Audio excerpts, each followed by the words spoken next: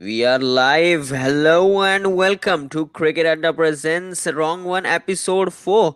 Finally, we have managed to do it, a weekly cricket podcast. We were live on last Sunday and we are live on this Sunday as well. The unfortunate thing is that there is no cricket on this Sunday. Last Sunday we had the Ashes game, and I was hoping that the India West Indies game goes on for 5 days, but it ended in 3 days. In fact, third day was like just very quick. It just ended in a session for West Indies, session and a half, and West Indies got bowled out. We will definitely discuss about all those things. Before that, we have to announce the sponsor for this episode. Kevin, is it Walmart? It definitely is. It is Walmart. Walmart is the sponsor. I don't know why I keep promoting all these brands. They're not paying a single rupee, single dollar, single cent. But still, it's our duty to keep hoping that somebody sponsors wrong one day. At the moment, the audience count is same as my and Kevin's bank balance together, which is zero. So if anybody does manage to start the stream and they think that they have a good question, they can definitely ask us in the comment section and we will try and answer them. Kevin, let's get back to cricket. And the big news coming in is that India has won the first test match against West Indies by an innings and 149 runs, if I'm not wrong. Yashasvi Jaiswal having a successful debut, scoring 171. And the captain Rohit Sharma scoring a century as well. Apart from that, Ravichandran Ashwin taking 12 wickets. I think it is a strong statement suggesting that why didn't you pick me in the WTC final? Apart from that, usual work for Ravinder Jadeja and 76 for Virat Kohli, which is like not a big deal. He keeps getting 50s, but he needs to get a big score as in a century. We were hoping that he gets a century, but he didn't. Shubman Gill missed out on scoring few runs at number 3. Same with the India new vice captain Ajinkya Rahane, couldn't do anything. But apart from that, West Indies was absolutely poor. Nothing significant from them, whether it was in the batting department or bowling department. Kevin, your thoughts on the match and how India won it pretty easily? Yeah, it was a very interesting match because I think the pitches were pretty helpful to the Indian bowlers, and I was a little disappointed. I expected little bit more for the Pacers, but it was complete dominance from India, and I like the way how Rohit Sharma and Yashasvi Jaiswal, they took their time and they played the patient game, and there was hardly any chances that they gave to the Indians. So it was a pretty good comprehensive win. But yeah, I like it's been an interesting game because now with if I'm presuming Yashasvi Jaiswal is going to good in the second test as well. So when you have KL Rahul coming back, then what do you do? Is like does KL Rahul slot in back into the team, or you have him back in the middle order, or how is that going to happen? Like what is the how are you going to transition? That is something that is going to be keen on. Also, I was expecting to see something from the pace bowlers because time and time I've seen this from both Ashwin and Jadeja. So, uh, like it's you knew you expected this would happen. Like whether it would happen in 3 days was something that maybe we didn't predict that, but yeah. I expect expect to see India maybe dropping one of the paces and going with another spinner for the next test. But this I feel yeah, this series is kind of like maybe you can say it's pretty one side. It's going to be pretty one sided. Yeah, absolutely. I agree with you. I agree with you on that count that it's going to be a one-sided series. I think everybody expected India to win the series 2-0 before it started, and they have started on the right note, winning in 3 days and by an innings in 149 runs. So yeah, I think you asked about KL Rahul and Yashasvi Jaiswal. I think Yashasvi Jaiswal should be like the uh, I mean, they should be looking at Yashasvi Jaiswal as a long-term option. KL Rahul was dropped in the fourth test against Australia. If you remember, he didn't play the test in Ahmedabad where Shubman Gill scored a century on a flat wicket. So yeah, I don't think KL Rahul is like he might be coming back in the squad once he's fit, but we also have to understand that India don't play a test match till December after this test. I think the next series is straight away the South Africa one where the schedule has been announced, and it's quite disappointing that there are just two series. I think two tests, and Kevin mentioned on the group saying that we have a cricket group. If you want to join it, hit me up on WhatsApp. But yeah, Kevin mentioned that South Africa has one of the best pace bowling attacks and very young pace bowling attacks. You have Rabada, Norke, Marco Janssen and Dwayne Oliver and Lungingidi as well. So that's something which we would have liked to see more against the Indian batting lineup. These five paces against, say, Virat Kohli, Rohit Sharma, Shubman Gill, Yashasvi Jaiswal, Jinkya Rahane. So if Rishabh Pant is fit by till then, that would be interesting for India. But yeah, Ishan Kishan scoring 1 run on his test debut so that India could declare, that was something which was odd. We have never seen that. I mean, we have seen a lot of cricket, but somebody declaring just so that Ishan Kishan could get his 1 run, and then India managed to declare. But yeah, nothing much to discuss about this test match, to be honest, because it was like pretty much what we expected, India winning it pretty easily. Just quickly, let's have a discussion on the Ashes. I mean, there's nothing that has happened in this week because there was no test match. Last Sunday, the third test match ended where England finally managed to win a test. But 3 days to go for the next test at Old Trafford, Manchester. Kevin, what is any news you're getting in? Do you think? I mean, I think it's obvious that Anderson comes in for Robinson, but apart from that, do you see anything? Say, Dan Lawrence coming in, maybe Johnny Best or question marks over him. What are your thoughts on that? How is the Ashes shaping up? I think Australia look more settled as compared to England, and they need to England need to take a call, because I'm not sure, like, if you get in Dan Lawrence for like, let's say, Ollie Pope, or for that matter even Johnny Besto, I don't think he's going to hit the waters running. So maybe now you've backed these players for three test matches. I think you can back them for another. Is Ollie Pope fit for the next test? I'm not sure. I don't think so. He's fit. I don't think so. He's fit. So because they got to see whom to play at number three, and I don't think Moeen Ali is the right player to bat at number three for them.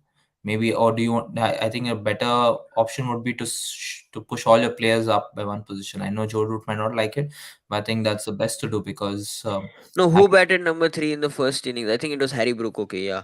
yeah. Yeah, Harry Brook might not again agree to bat at number three because he has done well at number five. So yeah, that's something which they will face issues.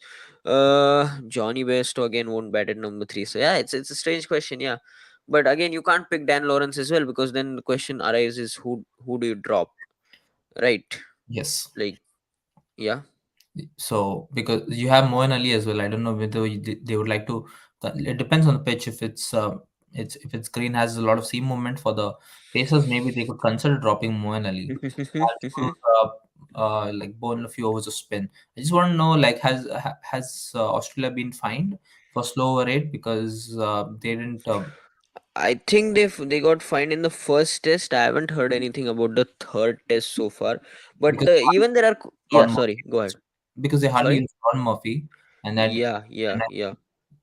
like, if even that's an interesting selection to look into, because um like, Pat Cummins is also turning out to be a little bit of like Kane Williamson, where he's not trusting his spinner that much, and you have to play a spinner just to ensure your over rate is up to the required limit. And I was just reading an article by MCC, which who were looking to have some kind of penalty during the game for slower rates. So, like, let's see. I think for Australia, maybe they might back Todd Murphy and have um we can say Scott Pullen warm the bench for Yeah, so that's also an interesting for topic. Let's discuss that. For Australia, the main question is Cameron Green because if he's fit, do you get in Cameron Green for a Todd Murphy, or how do you? Or I've heard that there are rumors that David Warner might be dropped. I'm not quite sure. He scored a 66 in the second test, but apart from that, he has done nothing in this series so far, and getting dismissed by Stuart Broad time and again. So that's something which has been discussed. I'm not sure what's the thought process there, but I think David Warner will play the whole series and then they will take a call on him. So, but the main question is obviously Cameron Green because Mitch Marsh scored a century, picked up a couple of crucial wickets throughout the test. So, how do you go about it, Kevin? I think the only place where Cameroon can come in is in place of Todd Murphy. I don't see David Warner being dropped, because I don't know who the backup opener is. I think it's Marcus Harris, but I don't think he gives you the kind of Yeah, yeah. so I don't think Australia would like to. I have not seen Australia take such a big a decision in the middle of a test series where you drop a big player. I can understand with the backs against the wall, if Australia were trailing 2-1, then they could have thought of it. But with the series 2-1 in and Australia in the lead, I don't see them taking such a big gamble. So I expect if they are keen on getting Cam Green, I think they want him more for his bowling rather than his batting, because he allows the pacers to rotate themselves. So the only position I feel he can come in is in place of Todd Murphy. And if you want to give someone bowling, I think Travis Head will bowl those few overs, because I don't think Tom Murphy bowled more than 20 overs in the Test match for the Yeah, tour. definitely not. Definitely not. I think it was like around 10 to 15 overs. Yeah. Yes, Yeah, so so yeah, interesting. But about the Pacers, I think Stark would continue. I think Hazelwood will be back again for Scott Boland, because Boland has been like very very poor with his returns so far. So you get Hazelwood, Stark, and Cummins obviously. So that's the three. And then as you say, it's either Todd Murphy or Cameron Green, depending on what they think about the pitch as well and whether they trust Todd Murphy that much.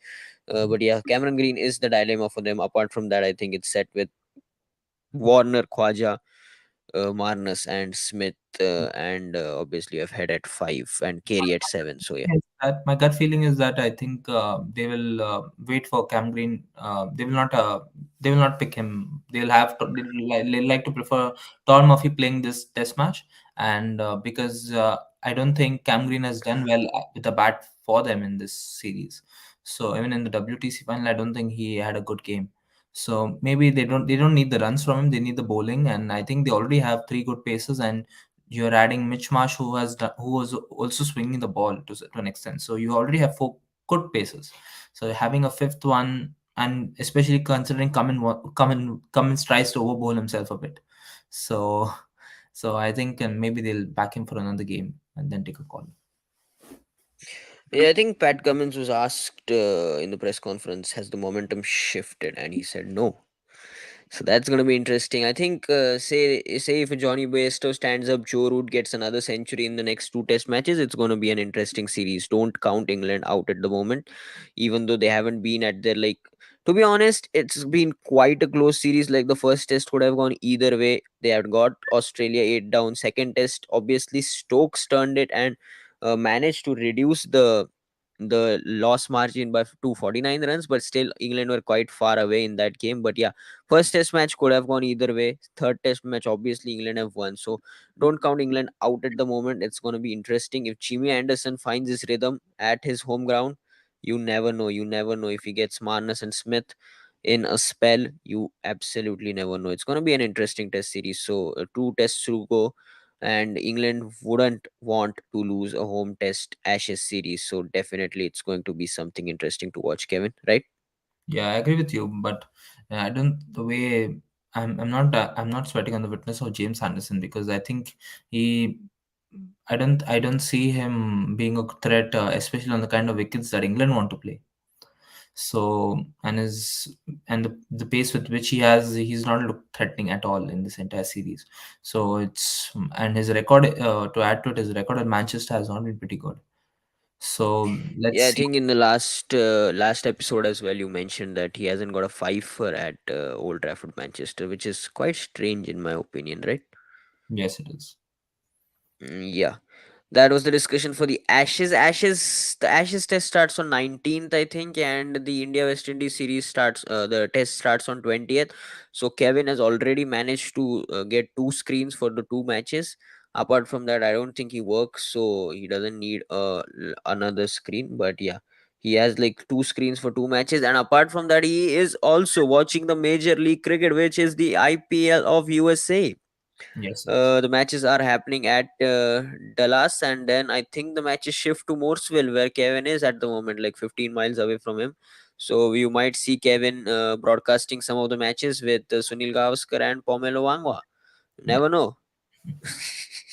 Kevin, I think Cricket Adda has sponsored you for a couple of matches. You can definitely go and watch a few matches there and tell us how it goes. But yeah, uh, from the outside, what do you think? They have like a lot of overseas players. They have like a Kyron Pollard, a Corey Anderson, Dwayne Bravo, Faf du Plessis, Devon Conway, Mitchell Santner, like Nicholas Puran, Riley Russo. Like, Khan as well.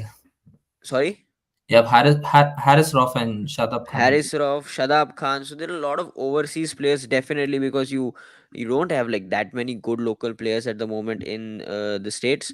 So yeah, uh, it looks good. Like they have got the top commentators, the broadcasting looks good, the quality of cricket looks decent, not high obviously, not as good as the IPL, but still there are like positive signs from what we could see on television.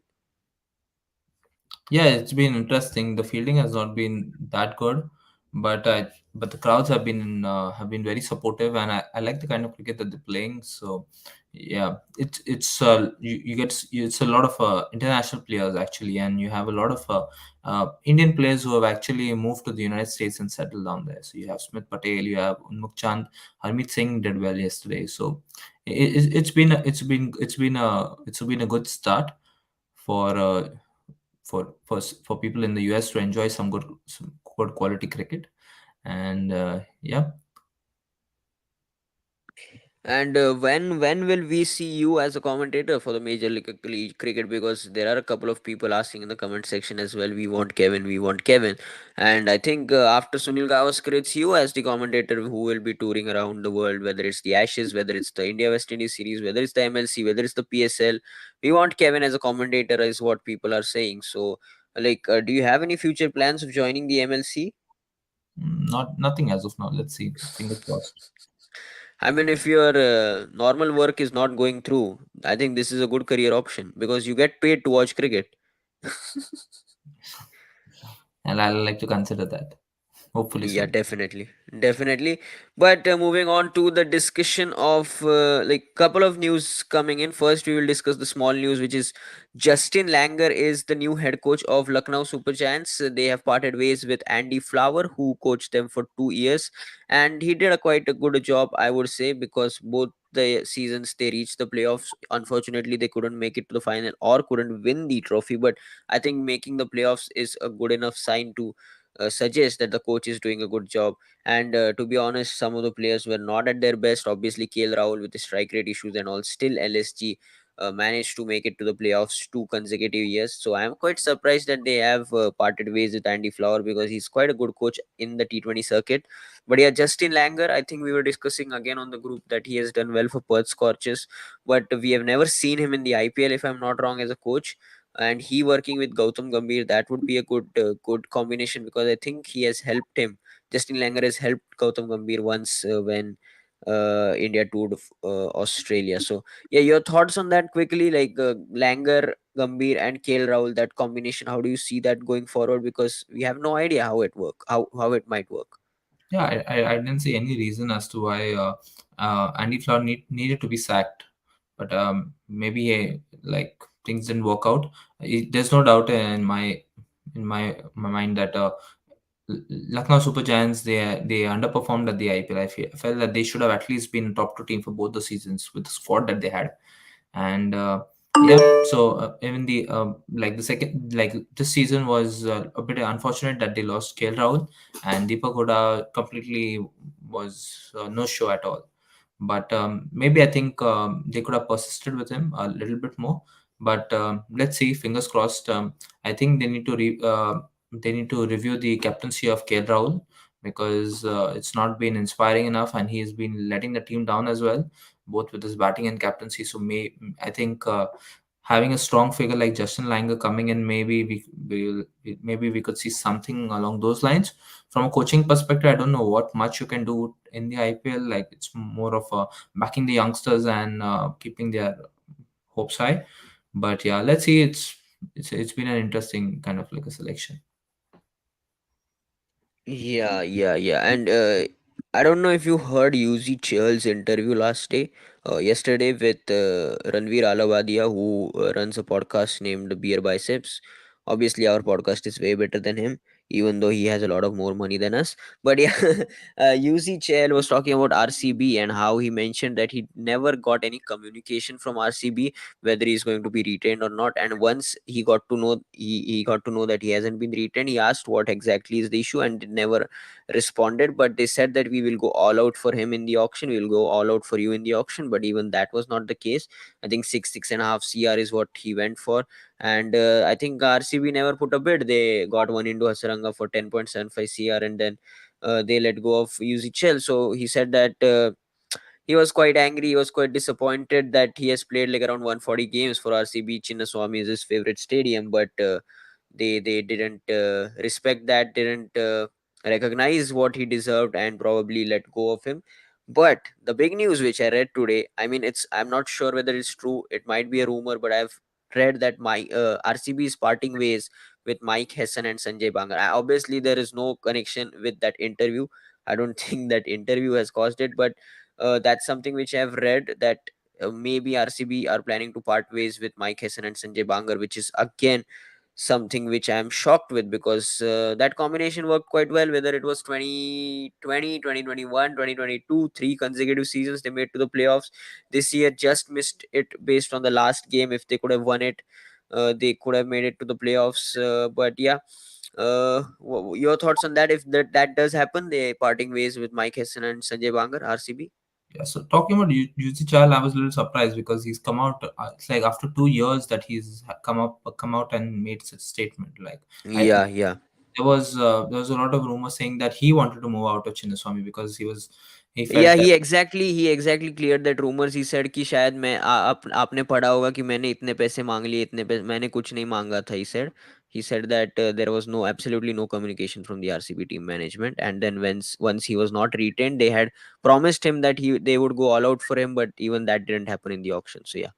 I think it's poor. Then it's poor management. I don't know who was like whose decision was it to go ahead with that, because I think like just like Virat Kohli, Yuzvendra Chahal has done enough to be an RCB legend. And what has Kohli been in the batting, despite having like Chris Gale and AB de Villiers, if I'm not wrong, I think they won much more matches than Virat Kohli for that matter for RCB. Yeah, Virat may have got the good might have good stats, might have scored more runs, but he was not a bigger match winner for RCB as compared to Chris Gale and Abe de Villiers. If you take out that 2016 season of his, despite having Gale and this for company, yeah. So yeah, like Yuzvendra Chahal has been like the backbone for the bowling, and they should have. If if if salary was not an issue, I think he deserved at least an 8 crore kind of like a bid from RCB.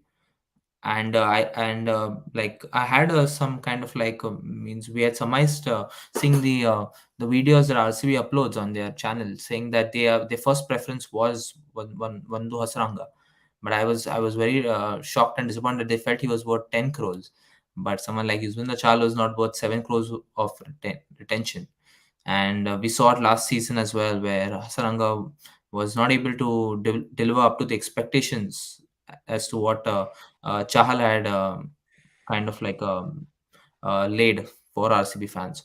So let's see now. I want to see where RCB goes from here, because like we had these talks off camera where we were saying that the two big buys for them in the bowling department, Harshal Patel and Vanunu Hasaranga, they would struggle at the Chinnaswamy, and we saw it this season. Like the bowling was let down, despite Faf and Virat Kohli getting the runs. And I don't value those runs that much, because on that ground, like you have players who are scoring 15 ball 50s, and your players are scoring 27, 30 ball 50. So it's a big difference, it's a big gap. So let's see. I think it's been 4 good seasons of Hessen with RCB, and I think if they parted ways with him also, I have no qualms with that. I'm okay with that, because yeah, it's they had really good teams, but they messed up. And I think the window of opportunity for them has honestly started to close, because from the bowling department, I don't see how the bowling is going to get better. The batting is like it looked good on paper, but it's not as good as it was in the past. And which the like high profile players with big salary contracts, I don't see how they're going to build a team around, like maybe through transfers or something. But I don't remember any good transfers that they've had in the past. I think Harshal Patel was a steal, but yeah. Yeah, Harshal Patel was a steal, but yeah, And I KL Rahul. think yeah, Kale Rahul, yeah, that's quite an old transfer, to be honest. But yeah, But yeah, as you mentioned, the bowling department. I mean, we will discuss RCB definitely when the IPL comes around. But yeah, UZ Chahal, it was quite strange that time as well, and we kept asking the question whether why they haven't retained, or because there were rumors going around that UZ asked for a lot of money. So probably we thought that that was the case, and then RCB said that we can't pay you that much. Maybe we were thinking that way, but UZ has clarified that and said that he had never asked for any money. I mean, obviously, whatever you deserve, you can ask for, but yeah, he never said that he asked. He said that he never asked for like a huge amounts of money or anything. So yeah, it's quite strange that that has happened. And again, as you said, absolutely poor communication from the team management, because if a player has played like 140 games for you,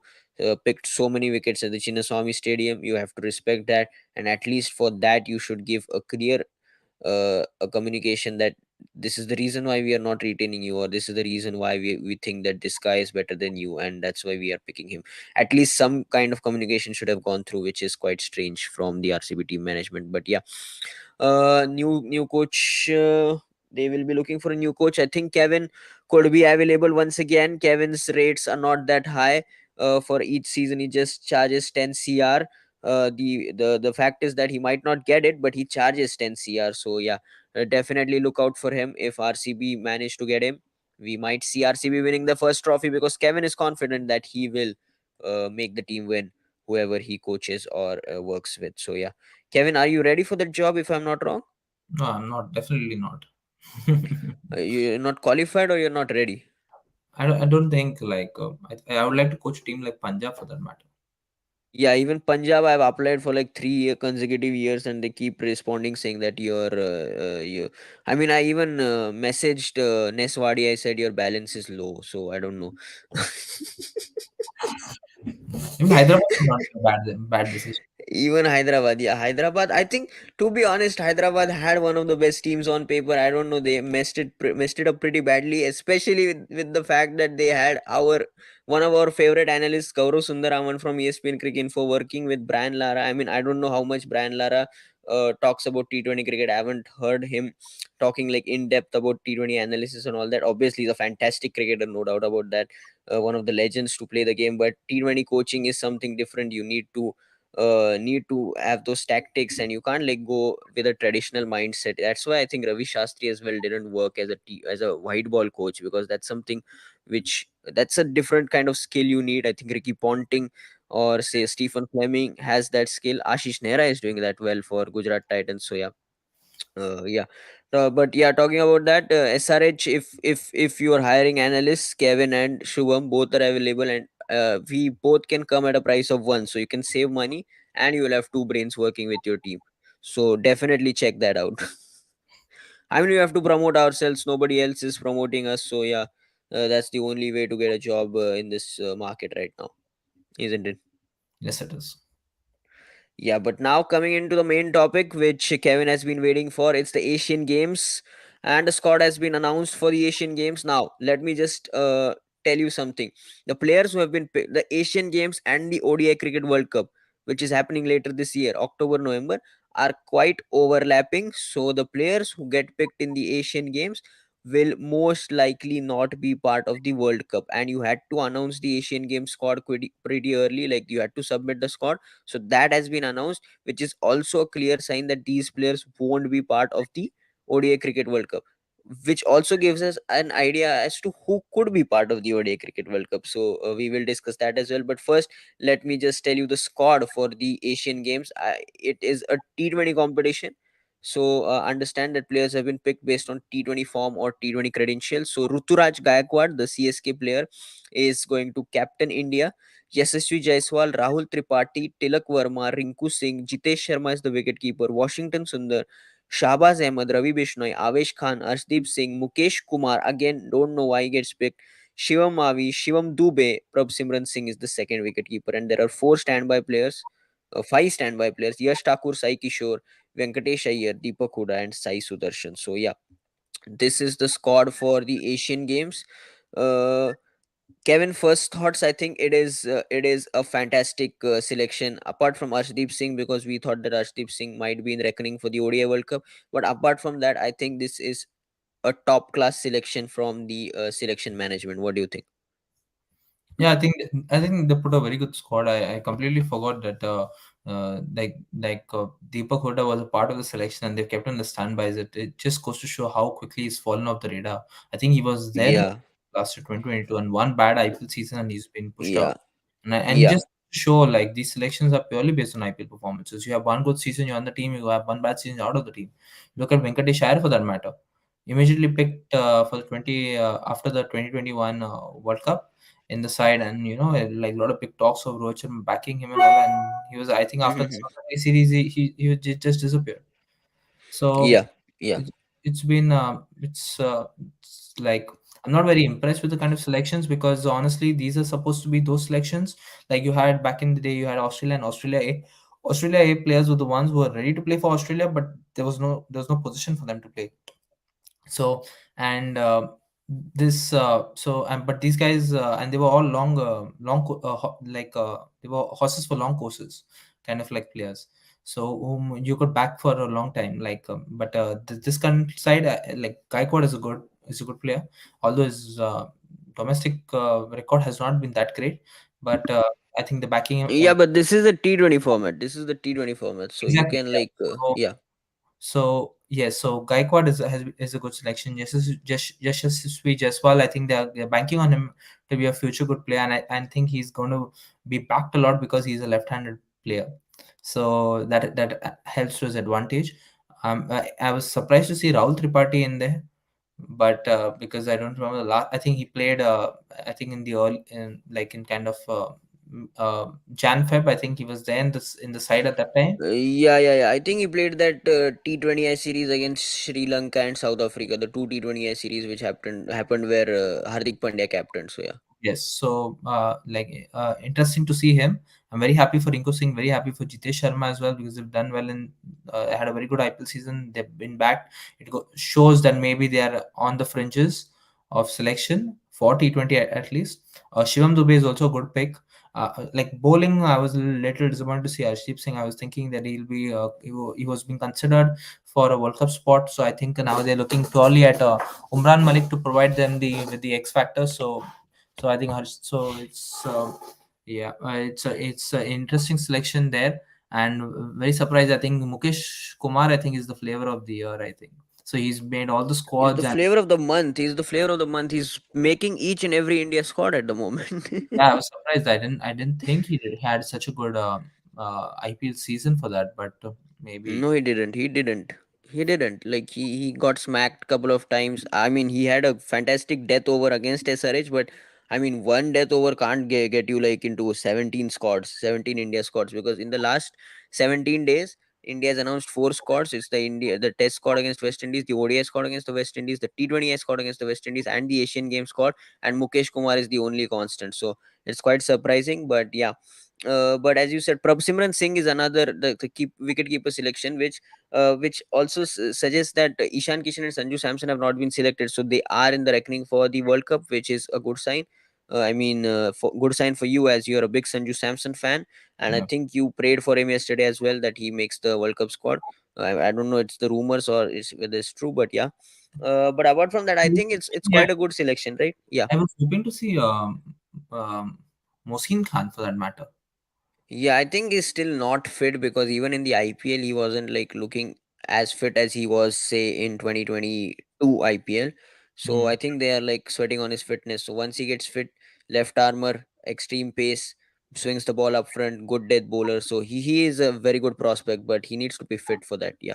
I think Prasidh Krishna is injured. Like Shardul Thakur, I Yeah. think I do not want to consider him for T20s. I don't think he is a part of Yeah. the ODI World Cup squad. I'm presuming. So yeah, but overall it was a good selection. Shows the players who are in the fray, and so I think the boat has sailed for Venkatesh Iyer and Vijay Shankar for that matter. Mm-hmm. So Mm-hmm. yeah, because I don't think they want to go that way with bits and pieces all around us, and with the kind of impact rule coming in even for you can say for it's going to continue for the smart as well. I hope they don't get into international cricket because it spoils the fun of the game. But yeah, but overall, I'm very happy with the selection. I'm very keen on seeing how India plans and progresses towards the ODI World Cup. I'm a little disappointed that we have five T20s.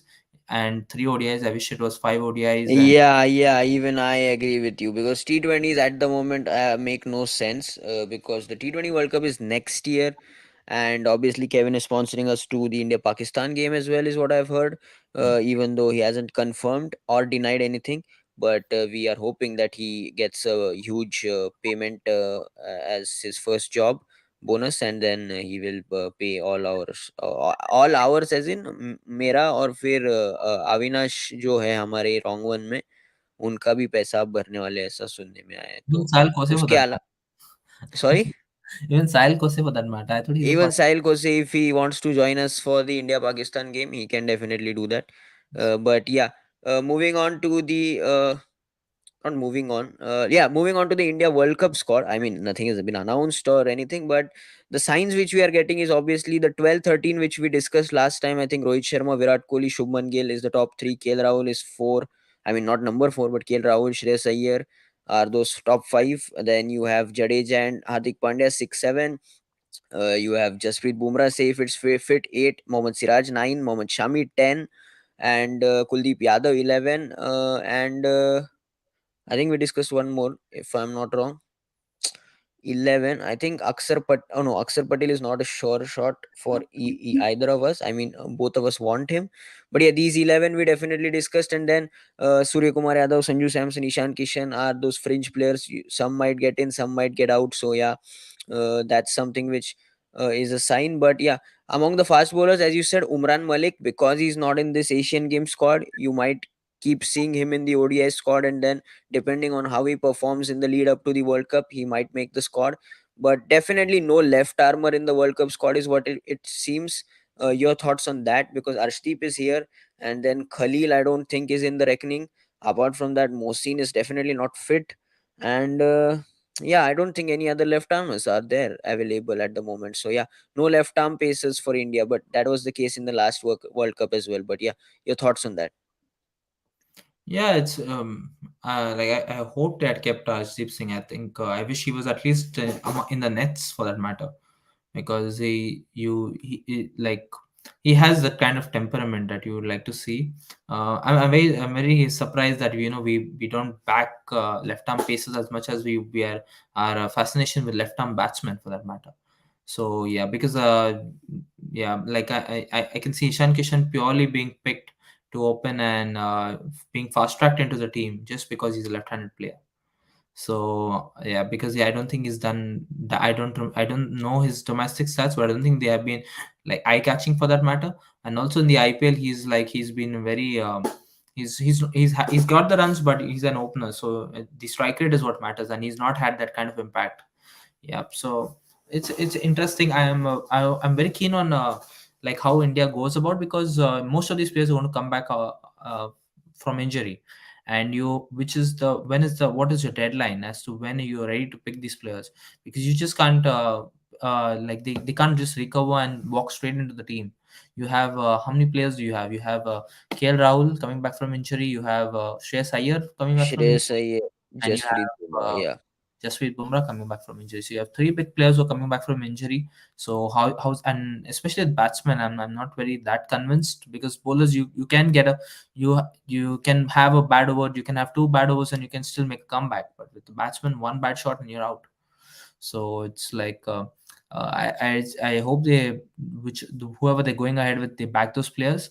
And at this West Indies series, even though I wish it would have been competitive enough, I don't think like we can see that kind of competition, because you have Nicholas Puran who's playing the MLC, you have Shimron Hetmyer playing the MLC for that matter. And so what is the kind of the batting and the bowling that you're going to face from West Indies? I won't be surprised if it like an ODI match gets over in like as a T20. So because West Indies don't have the kind of might to even like threaten India. I wish that India wins the toss, bats first, tries to give as much as batting practice to their players, so that the incoming players, the bench players, they have enough match time. So I expect for the matter Ishan Kishan, Surya Kumar Yadav, for Shuman Gill for that matter, who's an upcoming player. I wish they get as many as possible opportunities for that matter, because they need to grab these opportunities and be ready to step in when it matters the most. Yeah, definitely. I think the upcoming ODI series are very crucial. I think Asia Cup has also been announced. I mean, there are still like question marks over it because PCB wants it to happen in Pakistan, and obviously India can't travel to Pakistan. So Jaisha, I think Jaisha, Kevin's best friend, had a meeting with. I'm right, right? Jaisha, you know him personally, right? Yeah, yeah, yeah. I know personally. Yeah, yeah. If you can like reveal his number later on, like not on the stream, you can give it to me personally. I want to talk to him about something. So yeah, Jay Shah, yeah, definitely the son of Amit Shah. Yeah, but yeah, I think Jay Shah had a meeting with the PCB officials and the PCB administration, but I don't know how it went, whether the Asia Cup is happening or not. But from what the news I got, that the Asia Cup might happen in a hybrid model where India plays all their games in Sri Lanka or somewhere else, and rest of the teams play in Pakistan. So yeah, that's something which we need to see, because it's just important if the Asia Cup happens, because then India play Pakistan in that tournament, and then they get an idea about what they can expect in the World Cup, because India definitely play Pakistan on 15th of October. And Kevin has said that he has two tickets of that famous India Pakistan Ahmedabad match. Having said that, he is selling that at 1 lakh rupees per ticket, isn't it? Kind of like. Kind of like, I mean, you can negotiate. It's based on your skills, how well you can negotiate, or how like how do you negotiate about all that stuff. So yeah, but yeah, I think that's it for this week. Then we had, I mean, there was not a lot of cricket happening. The MLC was happening, and then the India West Indies test was happening. But next weekend definitely a lot of cricket will be taking place. The two tests will be taking place. MLC is going to continue as well, and we will discuss about the India West Indies ODI series as well, which will be like next to next week. So yeah, anything else, Kevin, you want to add before we end the stream? Like No, your personal email ID or your Insta ID, which no, no, I mean, yeah, about cricket if you want to add. I think it's going to be a dull week. I think waiting for the next two matches to start. Meantime, MLC has been interesting. Like so, yeah, we can have some thoughts on that maybe in the next podcast. But yeah, it's a good initiative. I think yeah, they're trying to kind of like spread the game, T20 game for that matter. And yeah, some of the teams are pretty stacked up, like Mumbai for that matter, but they've not been able to deliver. So let's see how that Yeah, goes. Yeah, but I yeah, think this is with with uh, this franchise cricket kind of like it's good like for the fringe players, not fringe players, the associate nations players to get an opportunity to showcase their talent and to get high class coaching and mentoring from these players. So it's good for the game of cricket, but I think too much cricket also can be bad for the game. So let's see how that goes. But I yeah, it's a miracle one person has joined us on the stream. So if, I mean, they have left. think They have left, just like everybody leaves us in our real life as well. Uh, moving on, I think that's it for today's podcast. Then the wrong one, episode 4. Once again, as I said, this will be a weekly cricket podcast. Hopefully, we'll get together in August as well, and we can do it in person, isn't it, Kevin? yes, we can. Yeah, so that, and the build up to the World Cup is going to be extremely crucial.